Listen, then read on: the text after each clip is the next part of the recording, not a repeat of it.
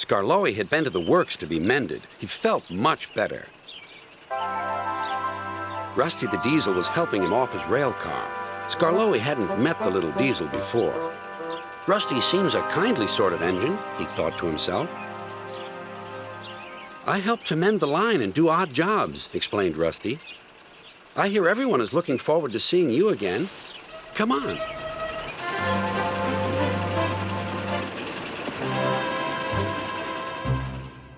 Peter Sam was feeling depressed. He was still getting over his accident, but he wanted to start work again. Sir Topham Hatt wouldn't let him. Another day's rest will do you good, he said. Besides, I've got a surprise for you. For me, sir? How nice, sir. What is it, sir? Wait and see. The surprise was Skarlowey. Oh, said Peter Sam, I'm glad you've come home. They lit Skarlowey's fire and he sizzled happily. I feel all excited, he said, just like a young engine. Now tell me all the news. I see you've met Rusty, said Peter Sam. Yes, I like that diesel. So do I, replied Peter Sam. It's a pity Duncan doesn't. Who is Duncan? He came as a spare engine after my accident, replied Peter Sam. Is he useful? He keeps busy, and I'm sure he means well, but he's bouncy and rude. He sings and sways and swivels around. His drivers call it rock and roll. I understand, said Skarlowey gravely. His driver interrupted. Duncan has done it again. He's stuck in a tunnel. Come on, old boy, we'll have to get him out.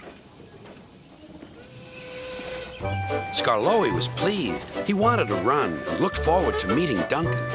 They found the caboose and some workmen and hurried up the line. How nice and smooth the rails are, thought Skarlowey. They've mended all the old bumps. The little diesel has helped to do that. What a difference Rusty's made to the line.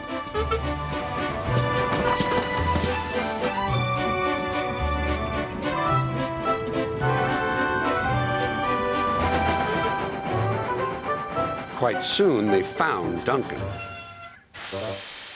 He was stuck at the far end of the tunnel, and he was very cross. I'm a plain, blunt engine. I speak as I find. Tunnels should be tunnels and not rabbit holes. This railway is no good at all.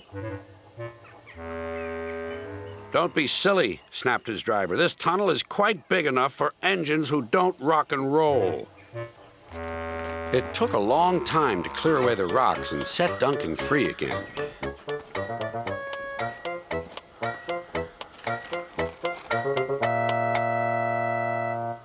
At last, Skarlowey was able to push Duncan and his coaches safely through.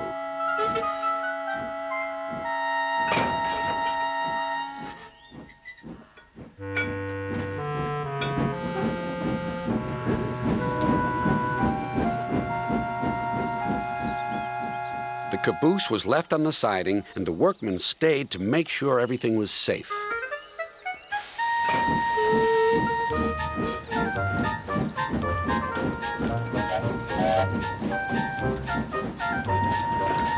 Duncan grumbled all the way home, but Skarlowey paid no attention. Later, Sir Topham Hatt spoke severely to Duncan. Listen to me. There is nothing wrong with that tunnel. You stuck in it because you tried to do rock and roll. Tunnels are not dance floors, and you are not a pop star. Then Sir Topham Hatt gave his full attention to Duncan's funnel.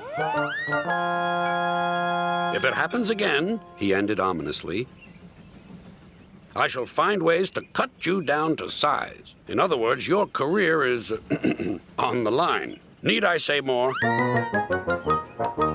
Duncan thought Sir Topham Hatt had said quite enough, and he remained completely silent and still for at least a whole evening.